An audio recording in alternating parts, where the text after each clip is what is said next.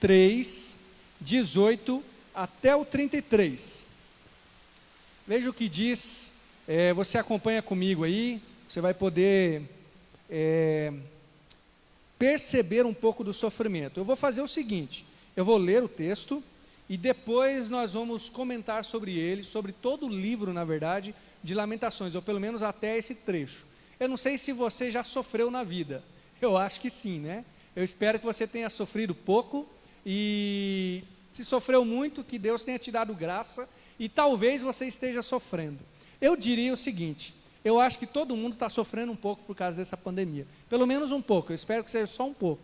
Tem gente que talvez esteja sofrendo um pouco mais, mas a adaptação, toda essa tensão sobre se vamos pegar o coronavírus ou não, usa máscara, não usa, faz do jeito certo, isso deixa a gente um pouco tenso, um pouco apreensivo. Mas eu não vou falar só desse sofrimento, do sofrimento que a vida nos impõe.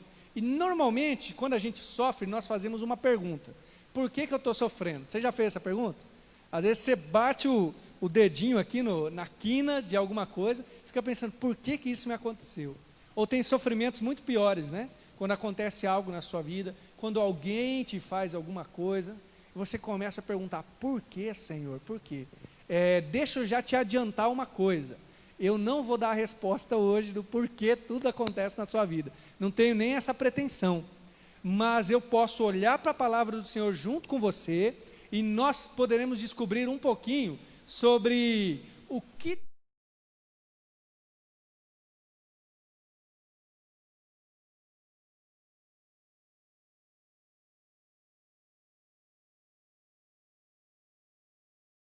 também, eu diria assim, a gente precisa lembrar que muitas vezes esse negócio de ficar se perguntando por quê era típico dos fariseus. Os fariseus que tinham vários porquês do sofrimento. Ah, você tem tal doença, então você pecou desse jeito. Você tem tal problema, então o seu pecado é esse. Estou dizendo que pecado não tenha consequências, tem mesmo. Mas se a gente ficar tentando encaixar numa tabela, fulano teve tal coisa, pecou daquele jeito, né? Pegou o coronavírus, então é tal pecado. Não, é só gripe, então o pecado era menor. Bom, então a gente fica louco ou a gente vira fariseu. A ideia não é essa, mas é a gente entender um pouco do que Deus pode fazer quando a gente sofre. Vamos lá? Lamentações 3, 18 até o 33. É um trecho grande, eu vou ler, você acompanha aí na sua Bíblia. Então disse eu, já pereceu a minha força, como também a minha esperança no Senhor. Lembra-te da minha aflição e do meu pranto, do absinto e do fel. Minha alma certamente se lembra e se abate dentro de mim. Disso me recordarei no meu coração, por isso tenho esperança. As misericórdias do Senhor são a causa de não sermos consumidos, porque as suas misericórdias não têm fim. Novas são cada manhã, grande é a tua fidelidade. A minha porção é o Senhor, diz a minha alma, portanto esperarei nele. Bom é o Senhor para os que se atêm a ele, para a alma que o busca. Bom é ter esperança e aguardar em silêncio a salvação do Senhor. Bom é para o homem suportar o jugo na sua mocidade, assentar-se solitário e ficar em silêncio, porquanto Deus o pôs sobre ele. Põe a boca no pó, talvez assim haja esperança. Dê a face ao que fere, farte-se de afronta, porque o Senhor não rejeitará para sempre, pois ainda que entristeça alguém, usará de compaixão segundo a grandeza das suas misericórdias, porque não aflige, nem entristece de bom grado os filhos dos homens. Amém? Gente, que palavra difícil de digerir neste tempo, mas muito importante. Você continua com a sua Bíblia aberta aí, os irmãos também que estão na sua casa. Eu vou apenas citar, depois você lê lá na sua casa, tá? Desde o capítulo 1, especialmente na verdade no capítulo 1, o que o profeta que escreve Lamentações, o que ele está definindo aí como sofrimento, o que aconteceu com eles? Deixa eu já citar uma outra coisa, eu não sei se na sua Bíblia tem igual na minha, ele tem vários nomezinhos antes de alguns versículos, né? Aleph, Bet, Gimel, Dalet, Re, Val. Não sei se você tem na sua Bíblia também. Bíblias mais antigas possuem essa divisão. porque ele foi, esse livro foi escrito num estilo chamado acróstico. É um tipo de poesia hebraica em que cada parte ali começava com essa letra, é o nome de uma letra. É claro que nós não temos aqui o alfabeto hebraico, mas você já sabe um pouquinho, quem tem na sua Bíblia esses nomezinhos já vai saber o alfabeto hebraico. É a ideia de que ela foi escrita quando cada parte ali começa com aquela letra. É importante a gente saber, primeiro porque é uma poesia muito bem estruturada, muito bonita, mas nos ajuda a entender um pouquinho sobre lamentações e sobre o sofrimento. Esse livro foi escrito quando o povo de Israel estava exilado na Babilônia. E olha a condição que ele descreve. Ele diz lá no capítulo 1, que a grande nação de Israel agora era solitária, agora era viúva, no sentido de desamparada, né? Tributária, ou seja, estava sob o domínio de alguém, tinha que pagar impostos, foi traída por amigos, estava no cativeiro.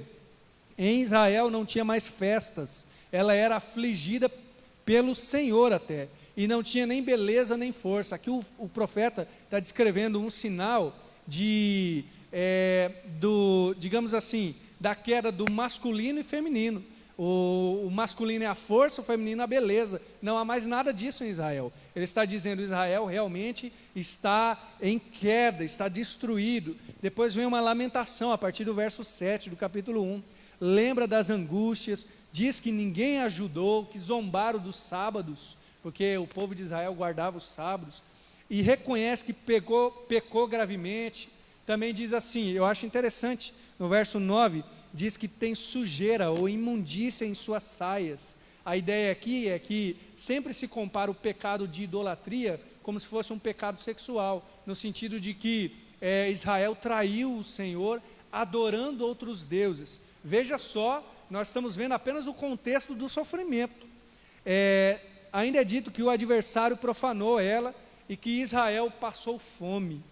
Também entende que estão tendo um castigo de Deus.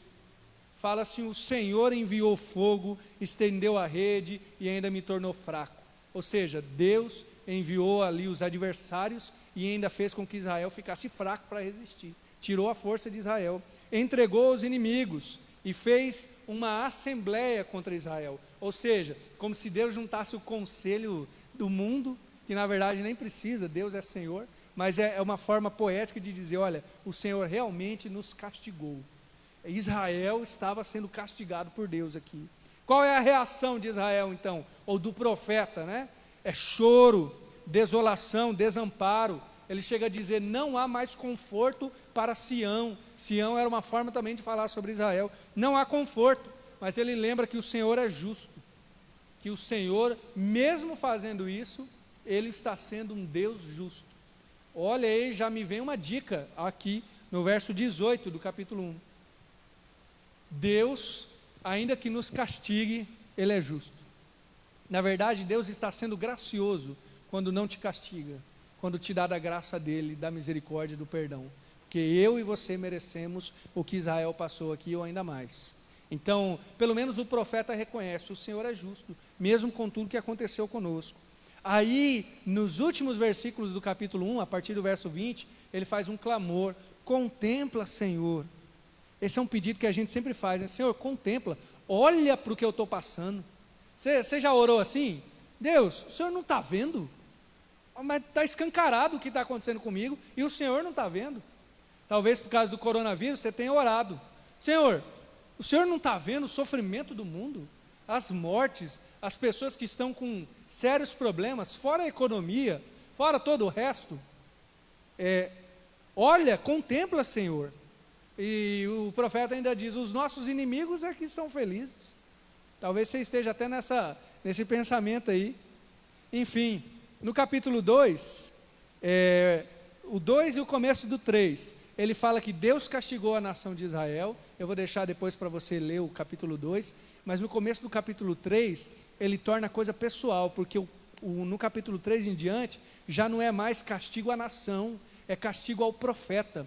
Antes ele estava falando: olha o que Deus fez a Israel, se tornou viúva, tributária, se tornou solitária. Mas aí no capítulo 3 ele começa: Eu sou o homem que viu a aflição pela vara do seu furor, e assim ele continua. Agora o profeta mostra que o sofrimento é dele também. Todo tipo de sofrimento, gente, sempre é pessoal, né? Não existe esse negócio de alguém fazer mal para você e dizer, não é nada pessoal. Claro que é pessoal, né? Diz o ditado por aí que pimenta nos olhos dos outros é o quê? Refresco, né? Quando não está no seu olho, quando não é contigo. Mas quando a gente sofre, o negócio é pessoal. O calo que dói na gente é o que mais dói. Pode ser até pequeno, mas porque está doendo em nós. E o profeta pega o sofrimento da nação e diz, não é só deles, é meu. E se você ler até antes do verso 18, do 1 ao 17 do capítulo 3, que a gente não leu, você vai ver como o negócio estava difícil para ele. Mas nós vamos aprender rapidamente aqui alguns detalhes sobre o que Deus pode nos ensinar no meio do sofrimento. E eu volto a dizer, talvez você esteja em sofrimento. O que Deus pode nos ensinar? Como esse texto aqui é um acróstico que joga com palavras, eu vou tentar fazer isso, tá bom? Colocar todos os ensinamentos desse texto em I, para que você decore melhor. Então a primeira coisa é a revelação da minha incapacidade, nos versos 18 e 19, agora sempre do texto que a gente leu, capítulo 3. Então disse eu, já pereceu minha força, como também a minha esperança no Senhor. Olha o que ele diz, eu não tenho força, eu não tenho capacidade para hoje, e eu não tenho esperança, eu não tenho força nem capacidade para o amanhã. Ele junta essas duas coisas, nem agora nem para depois. Você já se sentiu assim? Talvez o profeta estava no que a gente hoje chamaria de um estado depressivo, numa angústia muito grande. Os teólogos antigos diziam que era a noite escura da alma. Ele estava nesse tipo de sofrimento. O Senhor tirou a minha força e a minha esperança, porque ele vai dizer, por causa do Senhor, foi o Senhor, não foram as outras coisas. Gente, o pior é quando Deus é quem pesa a mão sobre nós, ou pelo menos quando nós temos essa sensação, não é verdade? Quando a gente diz, Senhor, mas por que o Senhor está fazendo isso? Eu me lembro de Naomi, né? Ela, a sogra de Ruth, ou Noemi em outras traduções, ela volta de Moabe, para onde ela foi habitar com seu marido. O marido faleceu, os 2 filhos faleceram, uma das noras a deixou, ela volta com Ruth sem nada. E aí perguntam para ela, o que aconteceu? As amigas, né, quando revêm, a mão do Todo-Poderoso fez isso comigo. Essa é a pior parte, quando a gente olha para o Senhor e parece que o céu está de bronze, está cerrado. E aí, nós contemplamos aqui as nossas incapacidades, mas pelo menos, que haja uma esperança em nós de entender que quando Deus mata um tipo de sonho para mim, ou Ele mata um sonho em Israel, é porque Ele está fazendo brotar um muito maior, muito melhor. Se você ainda não sabe na história, Israel precisou passar pelo exílio. Eles abandonaram a idolatria de uma tal forma que eles não aceitavam nenhum tipo de imagem em Israel. Depois do exílio, nada, ficou até um outro extremo, nada, nenhum tipo de representação, porque eles foram para o exílio, para a Babilônia, foram castigados por causa da idolatria deles. Deus modificou Israel a partir disso aí. Talvez Deus esteja matando algum sonho seu, quem sabe as lágrimas, as dores sejam porque alguma coisa está morrendo até, talvez seja até um processo de luto, de ver morrer sonhos e projetos. Mas se é Deus que está fazendo isso, sabe por quê? Muito provavelmente é porque Ele está trabalhando para que haja outro maior. E, gente, eu não estou querendo dizer aqui que se Deus fez tal coisa, você vai ficar rico, você vai ser aplaudido, vai ter sucesso. O projeto maior de Deus para nós sempre é conhecer mais a Ele, sempre é conhecer mais de Cristo. Então, se o seu sofrimento, se você vê incapacidade aí de sair, no mínimo, Deus está revelando Cristo para você. No mínimo, Ele está te dando a oportunidade de depender mais de Jesus. Ainda que seja por causa do Senhor, ainda que você diga isso. Mas, se te aproximar de Jesus, já vale. Ainda nesse tom da incapacidade, no verso 19, ele fala, lembra-te, e coloca 4 coisas. Lembra-te da minha aflição, da minha tristeza, do absinto e do fel. É poético de novo. Ele poderia dizer, só aflição, ou só tristeza. Mas ele fala 4 coisas, e absinto e fel aqui é aquele gosto amargo na boca. Ele está descrevendo o sofrimento, talvez de uma forma que nós não teríamos coragem. E uma coisa da Bíblia, irmãos, é que eles são corajosos. O profeta escreve sobre o Senhor. Estou passando isso por causa do Senhor. Às vezes a gente é covarde e às vezes desonesto, esconde sentimentos lá no fundo, não é sincero com Deus. Não estou dizendo para você sair por aí publicando na internet, seja lá o que for, sua revolta com Deus. Mas seja honesto no seu coração, porque Deus responde os honestos. Ele responde quem vai a Ele em sinceridade. Se coloque debaixo dele. Aí, por falar em honestidade, vem a segunda parte. Internas conversas. Sabe por que internas? Veja a partir do verso 20. Minha alma certamente se lembra e se abate dentro de mim. E o 21. Disso me recordarei no meu coração, por isso tenho esperança. Essas 2 virtudes são necessárias. Quais? Primeiro, honestidade. A minha alma se abate. Em outra tradução, eu estou humilhado. Ou a minha alma está humilhada. Tem muita gente com a alma abatida e humilhada, querendo que ninguém saiba, querendo esconder, ou ainda escondendo humilhação com uma expressão de grandeza. Se você está humilhado, aproveite para ir lá no seu quarto, ou talvez encontrar algum irmão, uma irmã que busque a Deus, que você saiba, e conversar com ele, talvez até chorar. Deixar ficar abatido. Quem sabe essa lágrima seja uma parte, né, de Deus cuidando de você. E outra coisa é a coragem. É coragem. Porque ele conversa consigo mesmo e diz, olha, certamente se lembra, se abate dentro de mim. Eu vou me recordar de tal e tal coisa. Bom, primeiro, eu diria que algumas pessoas nunca vão mudar, espero que não seja eu, nem você, porque para mudar, eu preciso reconhecer que boa parte dos erros estão em mim, e não nos outros. Boa parte. Quando o erro está sempre no outro, não estou dizendo que o outro não erre, né? Não é só eu sempre o errado também.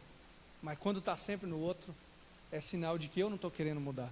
Sabe aquela coisa, quando todo mundo fala, as pessoas no seu trabalho, na sua casa, as pessoas que você convive, todo mundo fala, ó, fulano, não faça isso, fulano, não faça aquilo, fulano, você faz tal coisa.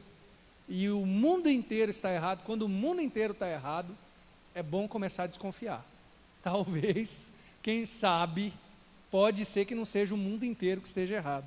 Alguns não vão mudar por causa disso, sabe por quê? Porque não tem essas conversas internas. Não consegue olhar para a própria alma e dizer, estou abatido mesmo. Estou precisando mesmo de um renovo do Senhor. Ah, como é bom chegar nesse estágio. Bom, pastor, é bom. Como é bom conseguir reconhecer isso. Sim, eu estou precisando mesmo. Não sou de ferro. Que Deus me dê a graça de conseguir sempre me humilhar debaixo da mão dEle. Que eu tenha essa graça sempre em você também. Porque isso é renovador. Aí ele fala disso, mas ele ainda fala, eu me lembrarei, eu me recordarei no meu coração. Veja que a conversa é interna ainda. É na alma e agora no coração. Do que ele vai se lembrar? Das misericórdias do Senhor, que são as causas de não ser consumido. Ele fala aqui misericórdia, compaixão. Ele está falando do caráter gracioso de Deus. Sabe por que nós não perecemos ainda? Porque Deus é gracioso, porque Deus é misericordioso. É a partir disso que nós caminhamos na nossa vida com o Senhor. A partir das misericórdias dEle. No Salmo 124, o salmista diz que se não for o Senhor que estivesse do nosso lado, ora diga Israel, se não for o Senhor que estivesse do nosso lado, os homens teriam nos engolido vivo quando eles se levantaram contra nós, quando a sua ira se acendeu contra nós. Então, diz o salmista, então as águas teriam transbordado sobre nós e as correntes das águas sobre a nossa alma. As águas altivas teriam transbordado, passado sobre nossa alma. Eu acho interessante esse salmo no 124, porque ele reconhece que essas águas teriam passado sobre a alma, no sentido da angústia, da dor, da dificuldade do sofrimento. Ele ainda diz, bendito o Senhor, bendito seja o Senhor, que não nos deu por presa aos seus dentes, Nossa alma escapou como um pássaro escapa do laço do passarinheiro. O laço quebrou-se e nós escapamos. Nosso socorro vem do Senhor que fez o céu e a terra. O aprendizado do salmista, Salmo 124, depois você pode ler, é o mesmo aprendizado do profeta em Lamentações. A gente está quebrado, a gente está acabado, mas o Senhor tem misericórdia. A gente não consegue, mas eu sei quem consegue. Ele ainda fala que o Senhor é a minha porção. Veja o verso 24. Às vezes Deus nos tira porções dessa terra, sejam elas quais forem. Eu citei sonhos, mas talvez sejam coisas de agora. Às vezes Deus nos tira porções para que a gente reconheça que a nossa maior porção, ou a nossa única porção necessária nessa terra é conhecer o Senhor. É reconhecer que Ele é o nosso Senhor e suficiente para nós. Talvez o fato do isolamento, de nós ficarmos em casa, de começarmos a nos preocupar pela nossa saúde, pela saúde dos nossos, pelo nosso sustento, pelo trabalho, seja uma boa forma de Deus retirar porções da nossa vida, porções em que nós tínhamos esperança.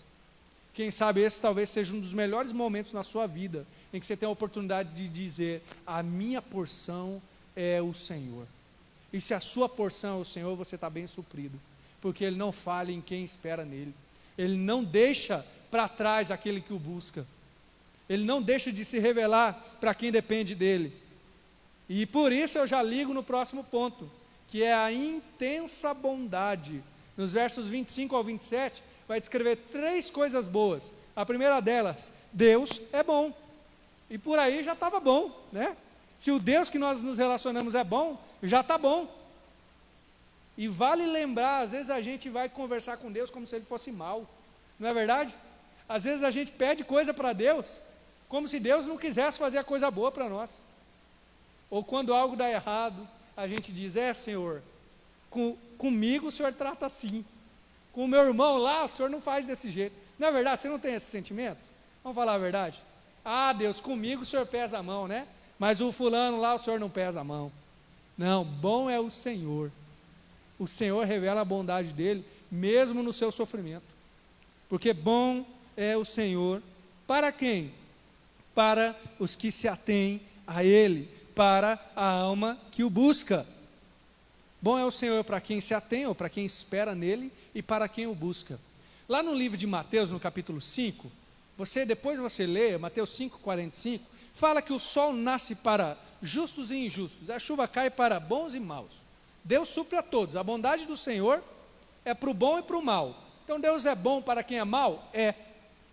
Deus faz da graça dele para quem faz o mal, para o injusto, para o assassino? Sim, Deus faz, seja lá qual maldade for. Mas nós aprendemos aqui que existem manifestações da bondade de Deus que só são dadas para quem o busca. Deus é bom para todos, mas existe uma intensidade da bondade dele que é só para quem busca Ele, que é só para quem espera no Senhor. Então sim, o sol nasce para o justo e injusto, pode até nascer quadrado para alguns, mas nasce. A chuva cai para todo mundo, mas a revelação da glória do Senhor, na imagem ou na face de Cristo, é só para quem busca, é só para quem guarda, se atém ao Senhor. E essa é a maior bondade que nós podemos ter do Senhor. Há manifestações únicas do Senhor, da bondade dEle para você e para mim. Mesmo na Babilônia, onde estava, ele podia dizer: bom é o Senhor para quem espera nele, bom é o Senhor para quem o busca. Sabe por quê? Porque Deus revela a bondade dele mesmo na Babilônia. Deus revela a bondade dele mesmo com as coisas ruins acontecendo ao redor da gente. Eu já citei aqui, os irmãos da igreja já sabem, eu acho até que já estão cansados de saber do meu problema do coração. Nasci com problema no coração, tetralogia de Fallot é o nome do negócio. Já fiz 2 cirurgias, um monte de coisa, e outras coisas mais aí que, se eu for citar, a gente termina o tempo aqui e não acaba. Mas, gente, o Israel estava lá na Babilônia e Deus estava sendo bom. E eu posso dizer, eu nunca fui para a Babilônia, que é lá no Iraque. Um dia quero ir para passear, mas eu já vi Deus na minha Babilônia. Eu já vi Deus no meu exílio. Eu já vi Deus se manifestar na bondade dele para mim, num hospital, num leito de hospital, indo para uma cirurgia, numa UTI, eu já vi. Deus é bom. Deus é bom. Talvez você nunca passou por uma Babilônia igual a minha. Espero que nunca passe. Mas seja qual for o exílio que você tiver, se você buscar, Deus é bom. Deus tem manifestações únicas da bondade dele para a alma que o busca. Mas a pergunta não é se ele é bom ou não. A pergunta é o seguinte: você está buscando? Está buscando o Senhor? Outra coisa que é bom, porque ele é bom. Veja que a bondade é intensa. Verso 26. Bom é ter esperança e aguardar em silêncio a salvação do Senhor. Olha que coisas boas. Agora, primeiro era o Senhor que é bom, agora coisas boas para nós fazer. Ter esperança, aguardar em silêncio, ficar quieto. Como é bom ficar quieto? Depende, né? Às vezes a gente quer falar, quer reclamar, mas é bom para o seu coração. Aprenda isso, se aquietar no Senhor. Sabe qual é essa segunda parte da intensa bondade dele? Deus revela a sua bondade através das disciplinas espirituais. Quando você se assenta abaixo do Senhor, se cala, aguarda em silêncio, Deus é bom nisso também. Quando você o busca, quando você ora, quando você lê a Bíblia, Deus está revelando da bondade dele. E quando você faz isso continuamente, você vai exercitando o seu coração para conseguir enxergar melhor a bondade do Senhor. Deus é bom, Deus gosta disso. Quando Jesus se encontra com Natanael, o Natanael fala para quem chamou ele lá, não lembro se é Felipe, André, falou: achamos o mestre, ele é de Nazaré. O Natanael ainda tem coragem de falar: vem alguma coisa boa de Nazaré? Aí quando ele encontra Jesus, sabe o que Jesus diz? Tu és um homem justo em Israel, Natanael. Eu te vi debaixo da figueira, orando, eu te vi debaixo da figueira lá. E diz a tradição, né, que ele passava aquele tempo orando, buscando a Deus, debaixo de uma figueira. Ele tinha escolhido uma árvore para fazer isso. Bom, se for esse o caso, é uma boa ilustração de que Deus é bom quando a gente está orando, quando a gente está buscando a Ele. Você tem tempo para buscar a Deus? Você consegue ficar em silêncio no meio desse turbilhão de coisa? Você consegue ter essas disciplinas espirituais? O Senhor revela a bondade dEle nisso. Deixa eu dar um exemplo da minha vida também. Eu peguei aí o desafio que o pastor Isaías fez, eu já citei também para os irmãos, de ler aí o Novo Testamento, que dá 9 capítulos por dia. Eu não estava nesse ritmo de ler 9 capítulos por dia não, irmãos. Estava lendo a Bíblia diariamente. Mas, gente, eu até comentei com a Anne, como parece que vai se regulando alguma coisa lá dentro. É estranho até, já faz mais de 2 semanas. Parece que você vai, sabe quando a coisa vai encaixando um pouco mais? Porque aí eu passo talvez meia hora, 40 minutos ali para ler os capítulos. Então, parece que alguma coisa no meu coração vai regulando, porque eu fui criado para isso, você também. Seja ler a Bíblia, seja fazer o que for para buscar a Deus, faça, porque Deus revela a bondade dEle nisso também. Se você está precisando conhecer um pouco mais da bondade de Deus, busque um pouco mais a Ele. Outra coisa, bom, essa é difícil de saber que é bom, viu? Mas vamos chegar nela, né? Bom é carregar o jugo, bom é carregar o peso. Ainda fala na juventude, no começo da vida. Sabe o que eu aprendo aqui?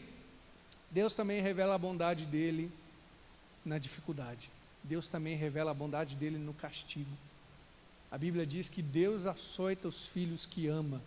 E isso não é um texto fora de contexto. Está lá em Provérbios, como um ensinamento de sabedoria para nós. Está lá em Hebreus 12, como uma demonstração da revelação de Jesus. Está ainda em Apocalipse, no capítulo 3, daquela igreja de Laodiceia, a pior das igrejas.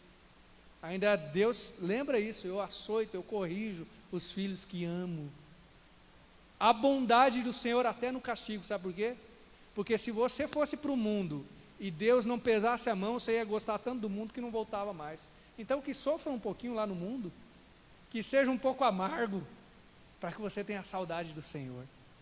O amargor do mundo é bom, para que você perceba que só no Senhor há alegria. Deus é bom, Ele está comprometido não com o seu conforto, não, Ele está comprometido com o seu caráter, com formar Cristo em você. Então, se você vai para o mundo, meu irmão, a melhor coisa que pode te acontecer no mundo, sabe o que é? Quebrar a cara. porque aí você volta para Jesus e não passa a eternidade longe dele. É ruim de ouvir isso, né? Mas é bom, no final das contas é bom. Vamos para a próximo I. Aí nós entendemos que somos indignos da salvação. A partir do verso 28, assentar-se solitário, ficar em silêncio, porquanto Deus o pôs sobre ele. Ponha a boca no pó, talvez assim haja esperança. Dê a face ao que fere, farte-se de afronta. Ele coloca 3 coisas aqui, uma em cada verso, do 28, 29 e 30. Primeiro, silêncio, depois humilhação, coloca a boca no pó, e o terceiro, mais difícil ainda, a não resistência. Ó, dá a face ao que fere, farte-se de afronta. Sabe o que isso me ensina? Que a salvação está em Deus, não está em 3 coisas que eu acho que possam estar. Primeiro, na minha fala, nos meus argumentos, e se eu falo e argumento é porque eu tenho um raciocínio. Não está no meu raciocínio, eu não chego à salvação através da minha razão, eu não chego às vezes até a sair do sofrimento por causa disso. Então fica em silêncio. Segundo, na minha glória, salvação não está na minha glória. Eu posso conquistar o mundo e ainda assim não ser salvo. Que adianta ganhar o mundo inteiro e perder a sua alma, que diz Jesus. Portanto, é melhor a humilhação, aqui no caso descrito como botar a boca no pó. Ficou até um trava-língua, né? Botar a boca no pó. E terceiro, a salvação não está na minha força, por isso a não resistência. Dá a face ao que fere. Isso é ainda mais profundo, é que eu sou indigno e eu não consigo me salvar, e assim eu reconheço que eu não sou Deus. A psicologia descreve o processo de amadurecimento como a gente entender que nós somos um não Deus. Não Deus. Ou seja, eu não sou Deus, eu não posso tudo, eu não consigo fazer tudo o que eu quero, nem todo mundo vai me obedecer e fazer aquilo que eu mando. Isso não é ruim, isso é processo de amadurecimento. A criança vai passando por isso, né? Ela começa achando que ela pode tudo, e faz tudo, e todo mundo obedece ela. Talvez em casa pode ser até assim, espero que não, mas quando ela chega na escola com as outras crianças, ela percebe que não é. Isso é amadurecimento. Quanto mais a gente percebe que nós somos não Deus, mais maduros nós estamos. Quanto mais silêncio, humilhação e não resistência, quanto mais colocando a nossa salvação e dependência no Senhor, mais maduros nós estamos, irmãos. Veja aí uma outra coisa boa do sofrimento. Sabe o que é? Amadurecer você, te tornar mais maduro, tornar você uma pessoa que se importa mais com os outros do que consigo mesmo, que ajuda, que é altruísta e não egoísta. E o quinto e último I são as intenções soberanas. O verso 31 diz: porque o Senhor não rejeitará para sempre. Primeiro, Ele não rejeita. Há tempo para o sofrimento acabar. Há tempo. Você está sofrendo? Está na Babilônia, seja lá onde for, vai acabar. Deus não rejeita a nossa oração, o nosso clamor para sempre. Então fica firme mais um pouco. Você que está pensando em desistir, fica firme mais um pouco, porque Deus não rejeita para sempre. Pode até decorar esse verso também. Deus tem intenções soberanas, e às vezes nós não sabemos, não tem um porquê. Talvez tenha, né? Mas eu não sei. Agora eu sei o que Deus faz no processo. Ele não rejeita para sempre. Você lembra que o livro de Lamentações é um acróstico? Lembra o que é um acróstico? É uma poesia escrita com cada letra do alfabeto. Só que quando você começa no A, aí você ouve B, C, você sabe que vai chegar até onde? O Z. Do Z não passa, porque termina o alfabeto. Esse livro é escrito em acróstico para que a gente entenda que o sofrimento, você pode estar até no A, espero que não, né? Espero que você já esteja lá no Y, mas você pode estar no A, mas uma hora vai chegar no Z. Você pode estar no sofrimento, mas uma hora ele acaba. Até a estrutura do livro nos ajuda a entender isso. Deus não rejeitará para sempre. Outra intenção soberana: terá compaixão segundo a multidão das suas misericórdias. Olha aí, ainda que entristeça alguém, usará de compaixão. segundo a grandeza das suas misericórdias. Lembre-se disso, a tristeza e o sofrimento é gota, quando muito litro. A misericórdia do Senhor é rio, é oceano. A aflição deste tempo presente não há com que se comparar com a glória que nos há de ser revelada, diz o apóstolo Paulo lá em Romanos 8. A aflição que você está passando está te preparando para uma glória eterna. Se você usar essa aflição debaixo da intenção soberana do Senhor, que é te colocar mais perto de Jesus, te fazer mais perto dele. O último, Deus não castiga de bom grado. 33, porque não aflige nem entristece de bom grado os filhos dos homens. Sabe o que isso quer dizer? Primeiro, sobre o caráter de Deus. Ele não é um déspota. Lembra que ele é bom? Ele não bate por bater, para ver o outro sofrer, para ver passar mal. Deus não é assim. Ele não aflige de bom grado. Então, se isso revela o caráter dele, revela uma outra coisa também. Se ele não faz porque gosta, ele faz por ter algum motivo. Então revela propósito. Talvez eu não saiba o propósito definidamente, mas eu sei sim que o propósito maior é me aproximar de Jesus. E também, deixa eu passar aí a ambulância, e também sobre métodos. Existem pecados, irmãos, existem erros e enganos que só serão eliminados mediante sofrimento, mediante dor. Tem coisa que vai ser arrancada da nossa vida só através do sofrimento. É difícil dar um glória a Deus agora, né? Mas tem coisas que a gente só vai conseguir abandonar quando começar a doer. Tem coisas que a gente só vai deixar de gostar, de desejar neste mundo, quando virar aquilo que falou, gosto de absinto, de fel. Então que Deus torne o pecado deste mundo um fel para mim. Quando você colocar o pecado na boca, ou nos olhos, ou na mão, ou no coração, que seja absinto para você, que seja fel, que seja amargo. Porque tem coisa que só vai sair através desse método de Deus. Ele não castiga de bom grado, mas Ele faz isso porque Ele tem intenções soberanas na sua e na minha vida. Eu aprendo com isso tudo que Deus não esqueceu de mim, Deus não me jogou para o canto e falou, Daniel, sofre lá, depois eu vejo o que eu faço contigo. Não, Deus sabe o que faz. Para concluir, o tema de hoje é até o sofrimento. Então eu diria assim, até o sofrimento é usado por Deus. Até o sofrimento, Deus usa quem Ele quer, e Ele usa o que Ele quer. Então até o sofrimento é usado por Deus. E para mim, para você, eu diria, até o sofrimento, ou seja, até eu passar, eu sou imaturo, muitas vezes arrogante, muitas vezes instável, inconstante, mas eu passo pelo sofrimento e Deus me molda. Então eu amadureço um pouco mais, eu fico mais constante, fico mais firme. Talvez Deus esteja fazendo isso com você, esteja te tornando alguém mais firme, e o método talvez seja o sofrimento. Às vezes, irmãos, a graça de Deus só é servida no copo do sofrimento. Tem vezes que não, mas às vezes só o único copo é o do sofrimento, e que você possa beber da graça de Deus, mesmo que seja servida desse jeito, porque a graça dele é inesgotável, imensurável e irresistível.